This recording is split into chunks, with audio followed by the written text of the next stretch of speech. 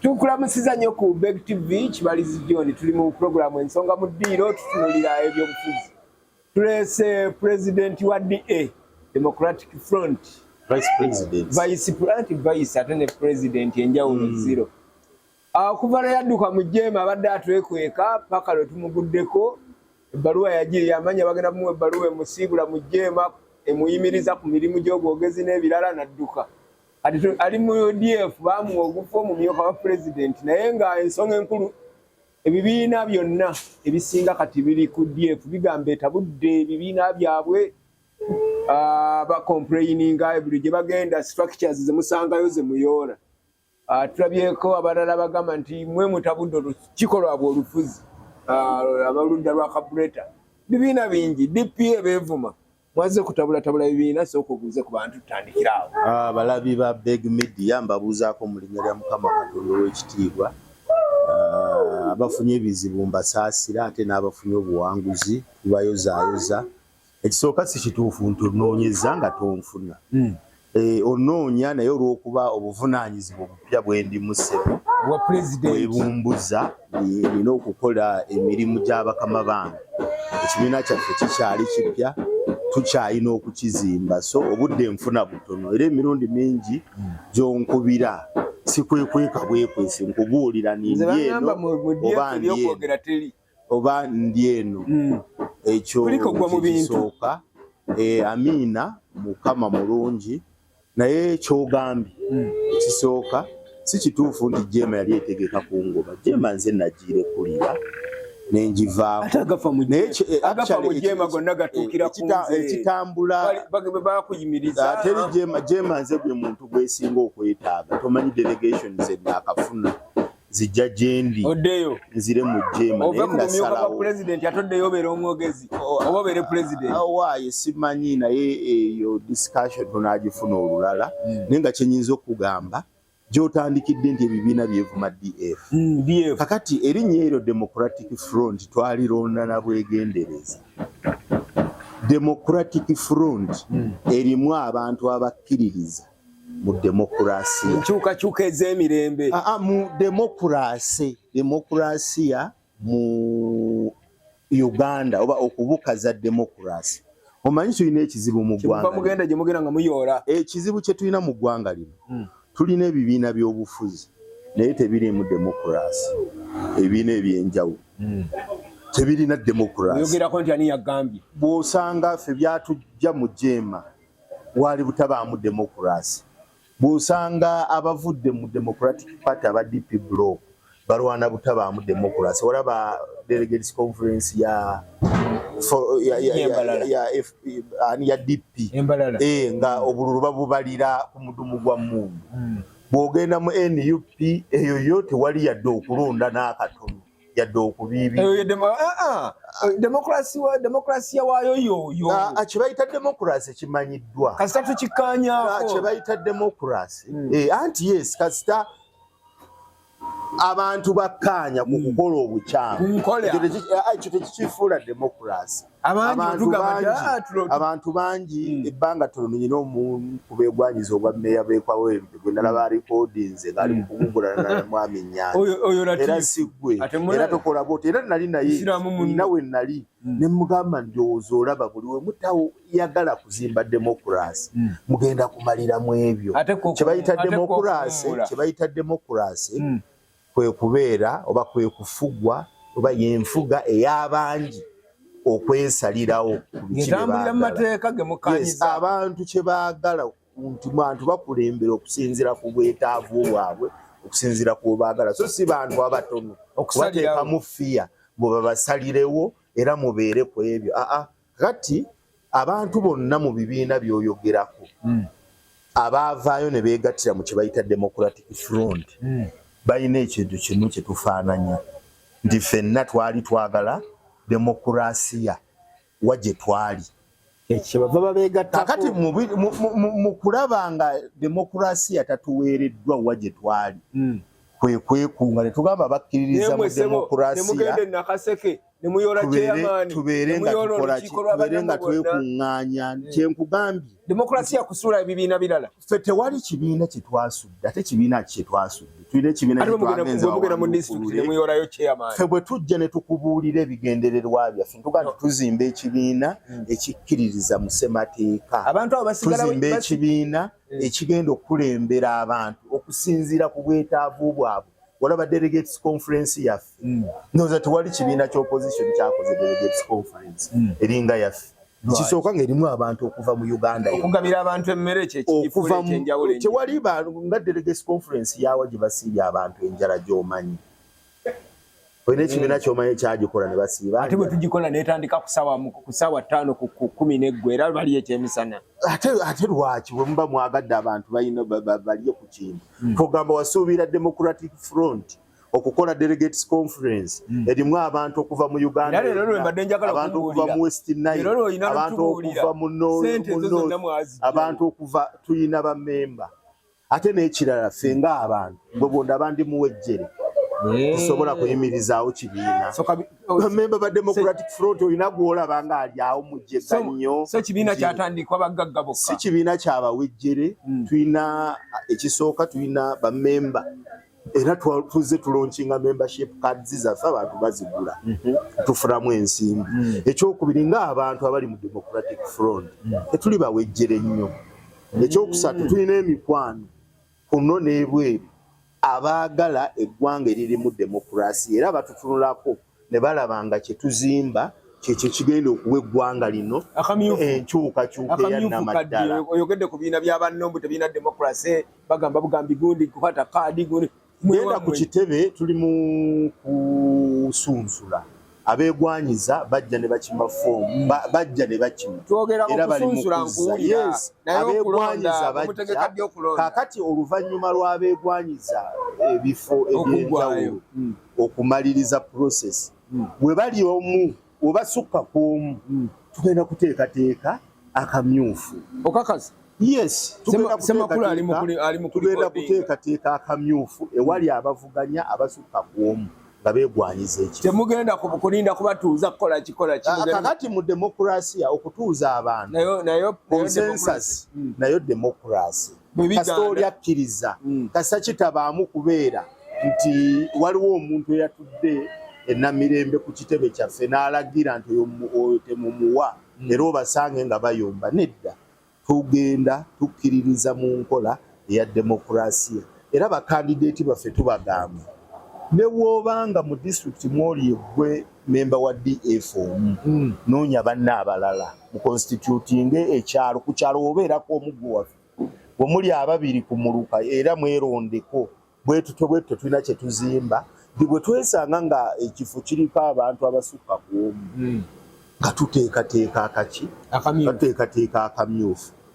era ekyo ogwo omulimu tugenda gukola nkugambe nti Democratic Front abagirimu beba abakkiririza mu demokrasi owannamaddala era ekyatujja buli omu gy'atali twafulumya road map sigirina wano osobola okugenda ku kitebe kyaffe namirembe omanyiwo bajja kukuwa road map ya so buli abali eyo nga bamanyi nti webesimbye mu jeefu basukka ababiri balinda akamyufu tuteekeddwa okukakola tuteekeddwa okuwa abantu demokrasiya yes nakalabye wayizeeyo no ekyamazima nno olw'okuba nti ffe ekigendererwa kyaffe kyakutereeza ggwanga kyakuwa ggwanga lino demokrasiya twagala okuwozaayoza NRM okuteekateeka okulonda abantu beesalirewo eyo stage twagala okubayozaayoza nti ekyo bakikola bye tuvumirira bye bikolebwa mu process eyo ekisooka abantu okubasimbya mu layini mu mulembe guno gwe tulimu ogwa tekinologiya n'ogamba abantu tibalonde nga basimba mu layini ekyamazima kikadde nnyo ekinyuma imagine nga neesimbyewo nazaala wange ne mukyala wange tebampagira naye nga bakibiina kyenaare kyekiraga nti oli mukulembeze bagenda yes no bagenda kugenda batya ku layini basimbe ew'omuntu omulala gwenvuganya naye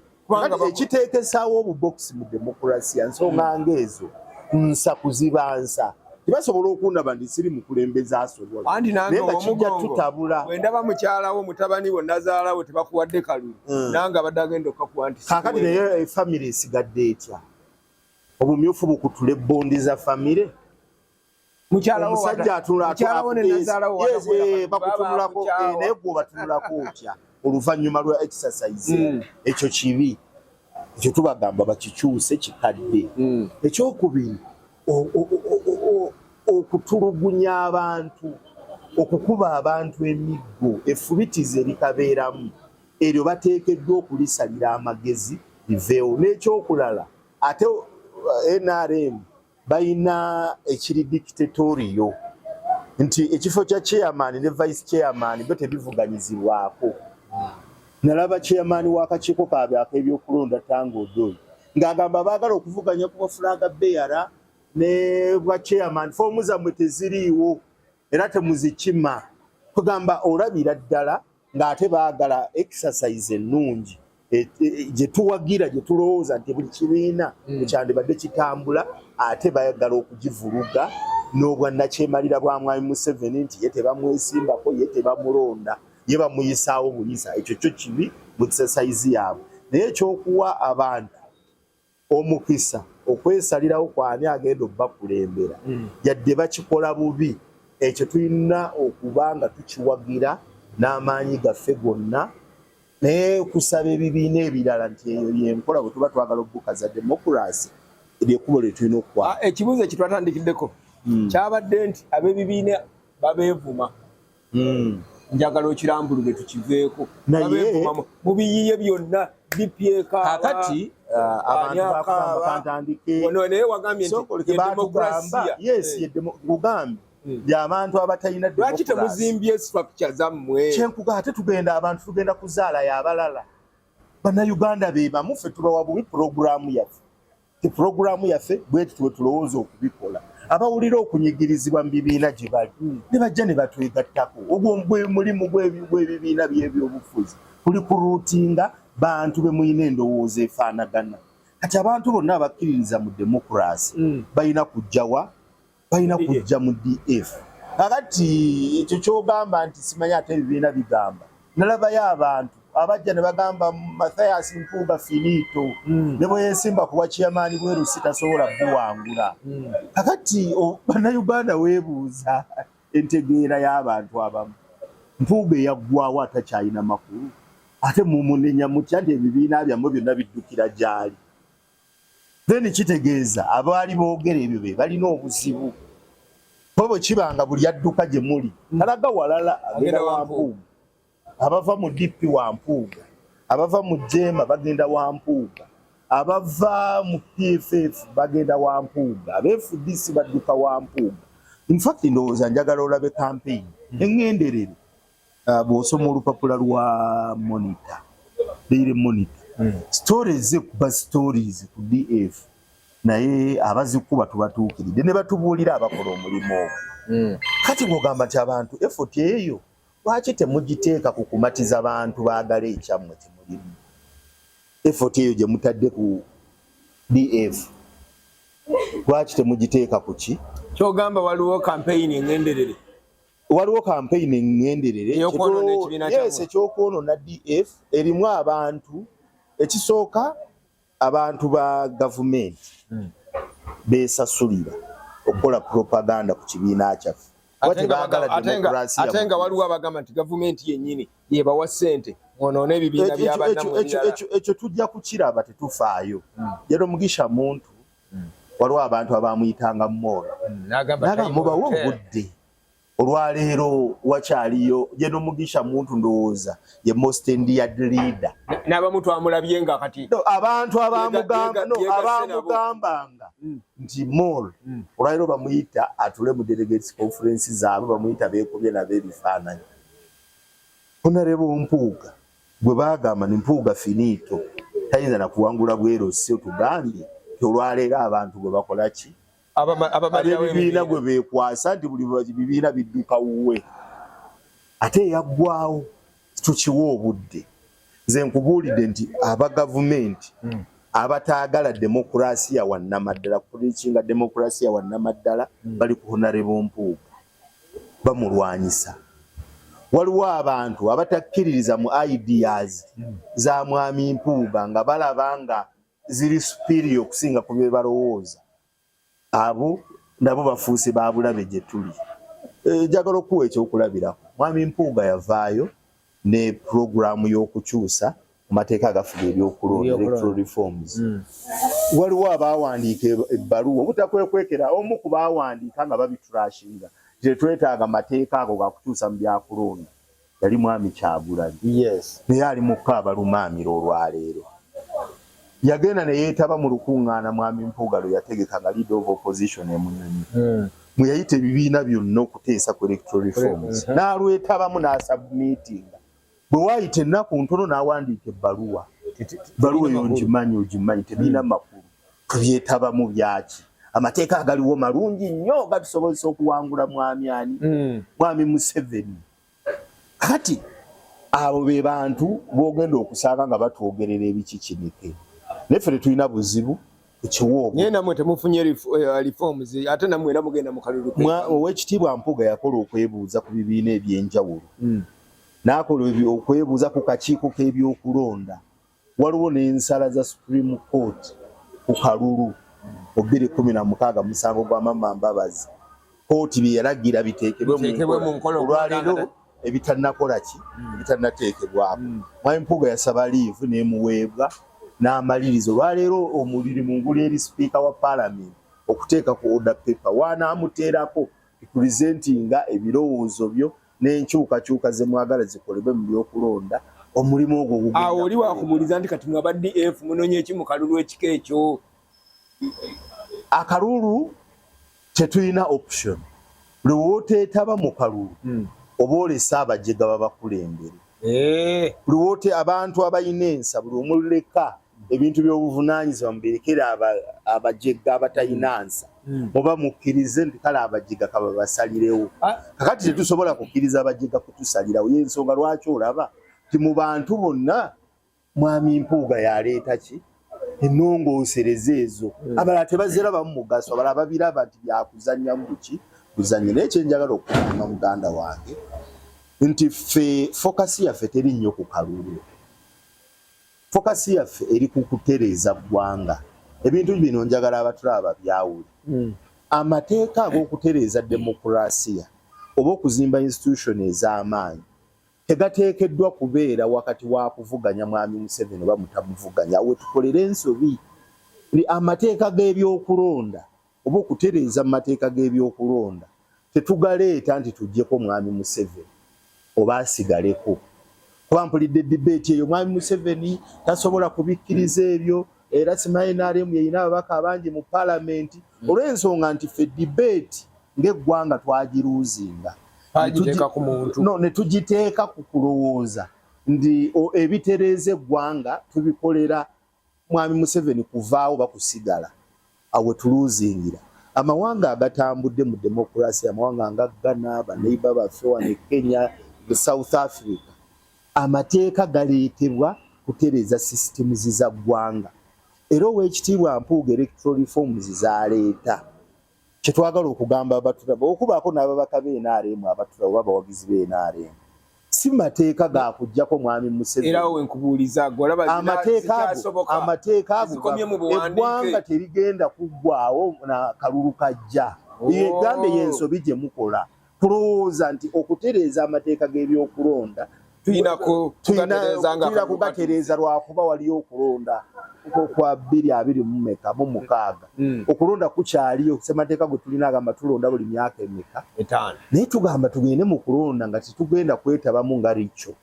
Okulonda kutuwa abakulembeze abalungi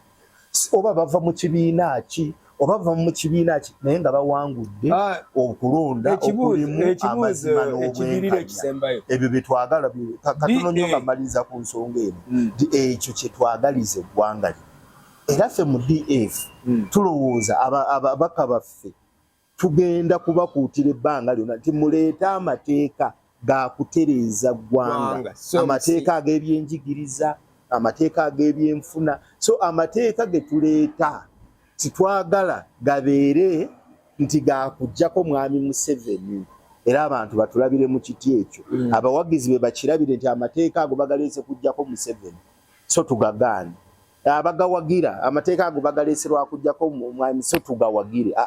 twagala amateeka ago gawagirwe kuba kyekituufu ekiteekeddwa okukola mu mateeka getulira geetaaga ennongoosereza ezigenda okutereeza eggwanga lino oba DF oluvannyuma lw'okutabangula ebibiina ebirala nga bwe bagamba bannannyini bibiina babikulembera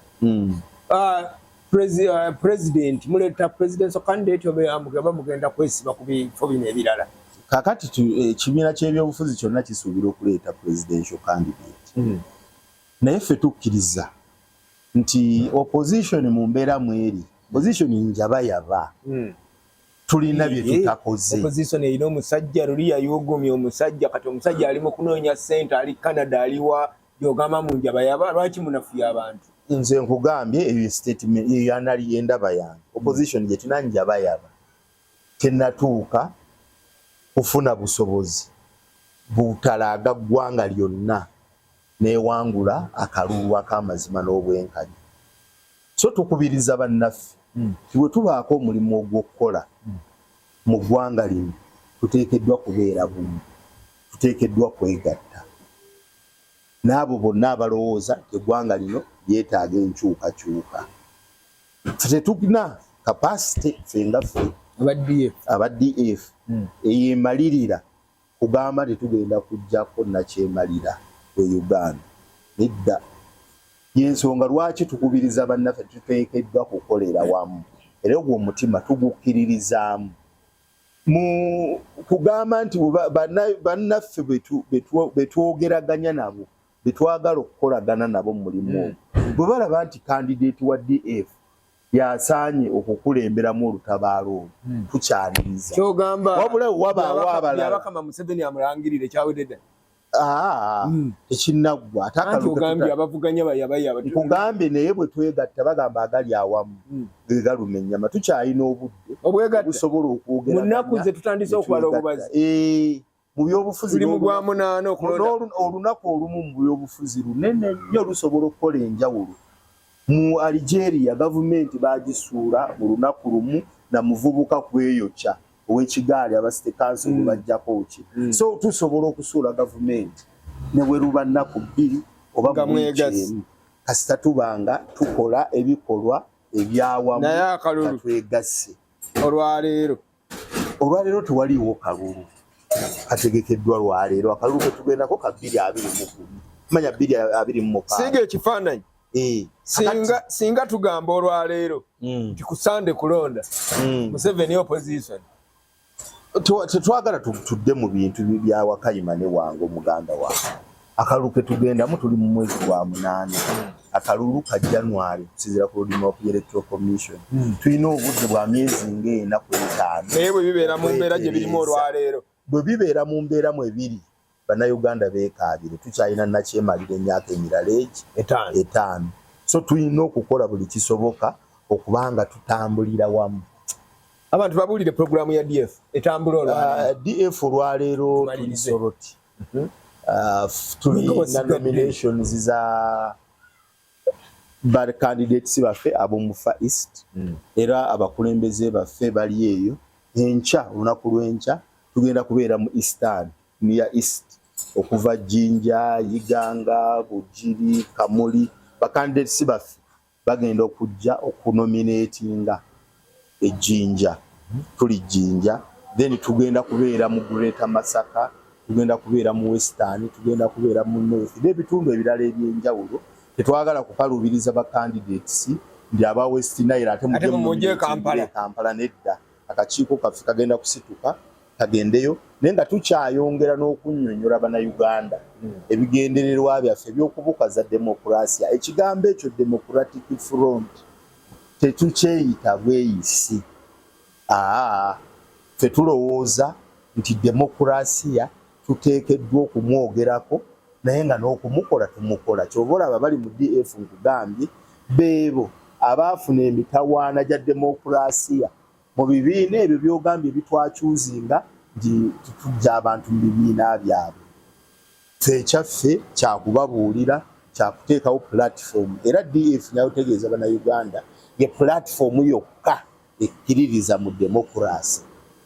ye platform yokka demokrasi yetutakoma mwogerako gye tumukola era ekyo bannayuganda bagenda kukirabako nasuubiza ow'ekitiibwa Mpuuga nti ngenda kumwesimbako batuwa mandate ya myaka egireregezi bwe giggwako ngenda kuvuganya ku bapulezidenti bwa DF era ne mukama wange akimanyi naye tetufunangamu kumpisaamu gaali omusajja agamba atyo okuneesimbako nga nakatuula mu ntebe twagala okulaga bannayuganda nti ekyo kyekiteekeddwa okukolebwa mu nsi eri mu demokrasiya tuba tunaamubukaza era ekyo mugenda kukyogedde lwaleero ate era mu myaka 3 egijja yes ate era tetunafuna flaga bearer era waliyo abantu abaŋŋamba nti lwaki toyambala kyamundu lwaki tojja n'obeera flaga bearer wa DF nga bwe bagamba mwami Mpuuga nga bwe bagamba n'abalala tulonda flaga bearer president mulala ne presidential candidate mulala nakyo nkyasobola okukeera enkya ne mutulaba ow'ekitiibwa Mpuuga musitukiddemu bw'aba akyegwanyiza just in case naye ng'empapula zonna zipiiki nga sinazizzaayo waliwo abaŋŋamba nti jangu lwaki tojja kaka twagala abantu balabe ku kifaananyi ekyo abantu abavuganya nga tewali awemula munne nga tewali amukasukira mbale nga teri agenda kulumbe kumuvuma agenda kumusangawa kugamba ekyo kyetwagala bannayuganda balabe FDC yamaze okufuna presidential candidate system yabwe yakuyisize system yabwe saagigoberedde naye nalabye nti baatudde ne bakkaanya ne baleeta mwami Nandala era sinalaba yaye mu Luguna yes anti tennaleeta naye ndowooza yajjayo empapula mwami Mao abantu bonna baddembe okuvaayo bavuganye naye kyetubagamba ekyali ewa mwami Mao twakiraba ffe tukivumirira si demokrasi abantu mubawe omukisa okusalawo ku mukulembeze gwe baagala bannakibiina nze mu Jeema ekyali kinvunaanye musango gwe nazza mu Jeema kugamba ninjagala bwa pulezidenti bwa kibiina era n'olaba abantu emitaapu ne gibeepika tojja kubeera omusajja yakubuuza oyagala obwa pulezidenti omanye ebigendererwa by'ekibiina kino anti kaakati ekyo okusalawo kubeera kwa bannakibiina be bandaba nti simanyi bigendererwa bya kibiina ne batampa oba ne bampa okwo kusalawo tekuba kwa muntu yeebase mbulirivu n'azuuka ne mukyala we nambwa naye kyamundu awe katamanyi bigendererwa bya kibiina kyetuyita demokrasiya gwe genda bwabimanyi onnyonnyole bannakibiina babimme kowulira nti kano embasikogedde kusaba bannayuganda tibajje batwegatteko DF tuli ba mirembe DF tukkiririza mu nkyukakyuka ey'emirembe tukkiririza mu kubukaza demokrasiya mu ggwanga lino buli abali gye muli nga munyigirizibwa manyi waliyo abali eyo nina abantu abankubira amasimu olunaku bwe banyima mu kamyufu nzijeeyo ati ebintu bwe bityo era tubagamba nti bantu mwe nammwe temuli democratic muli bannakigwanyizi ba opportunist twagala okusaba abannayuganda abalina goodwill abakkiririza mu democracy temwesubjectinga ku bintu by'abannakyemalira ne mumala ne bibawandula ate mujjukire nti waliyo democracy omuntu bw'anaagwa mu kamyufu ka no oba NRM munaamuwa kaadi kisinziira kakati sigudi teyinaayo kamyufu NUP yo teyina kamyufu erina selection lwomujjanga bataano babagamba gundi